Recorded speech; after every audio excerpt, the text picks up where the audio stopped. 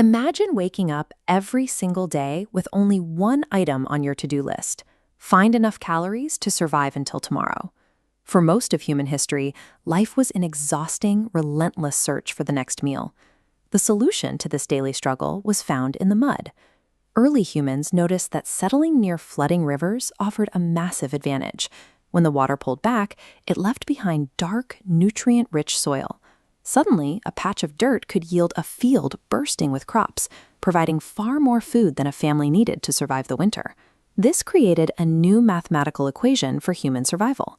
If the river helps one farmer grow enough food to feed 10 people, those other 9 people suddenly have free time. They no longer have to spend every waking hour foraging.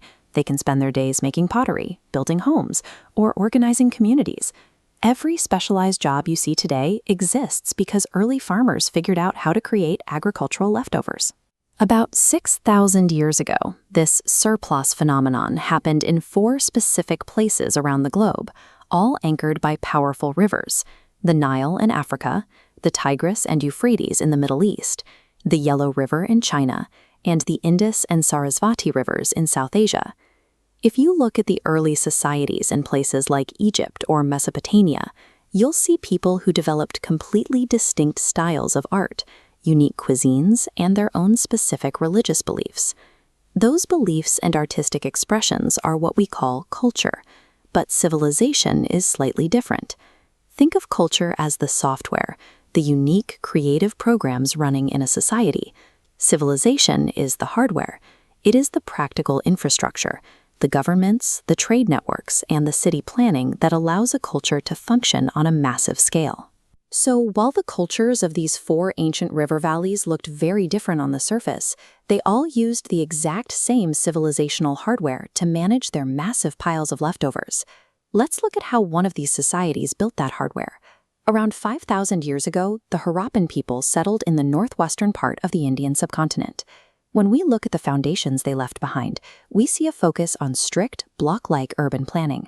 They built their homes and walls using baked clay bricks. But here is the interesting part. Across hundreds of miles and dozens of settlements, every single brick was made using the exact same ratio: 1 part height, 2 parts width, 4 parts length. You do not get that kind of perfect uniformity by accident. It tells us they had a highly organized central government directing construction. When you pack tens of thousands of people into a tight urban grid, you have to solve the problem of clean drinking water. The Harappans did this by engineering sophisticated, finely crafted circular brick wells right in their neighborhoods. Even more impressive was how they handled the dirty water. They built an extensive underground drainage system. Waste flow from private household bathrooms into covered street drains. They even included regular inspection holes along the routes so workers could safely clean and maintain the pipes. This mastery of engineering was deeply tied to their values. We can see this in structures like the Great Bath at Mohenjo-Daro, where they used natural tar to completely waterproof a massive communal pool, likely used for ritual cleanliness. The Harappans realized that building a massive city is an engineering challenge. To keep thousands of people healthy while living so close together, they designed a sustainable public health infrastructure from the ground up.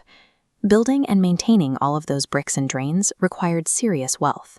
To get it, the Harappans became master navigators, using large dockyards to load ships and trade across the sea with Mesopotamia.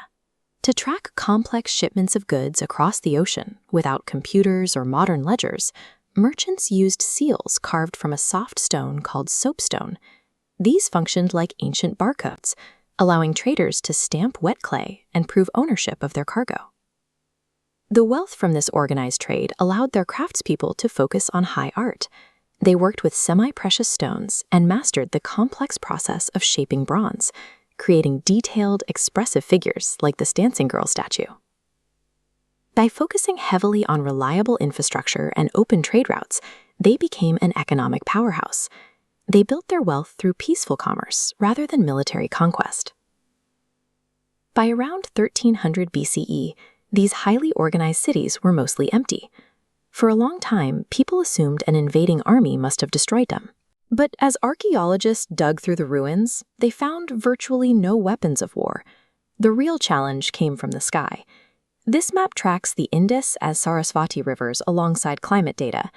Around 2200 BCE, altered monsoon rains gradually dried up the mighty Sarasvati. Without water, agricultural surpluses vanished, and cities could no longer feed their builders and administrators. Archaeologists see a gradual shift over several generations.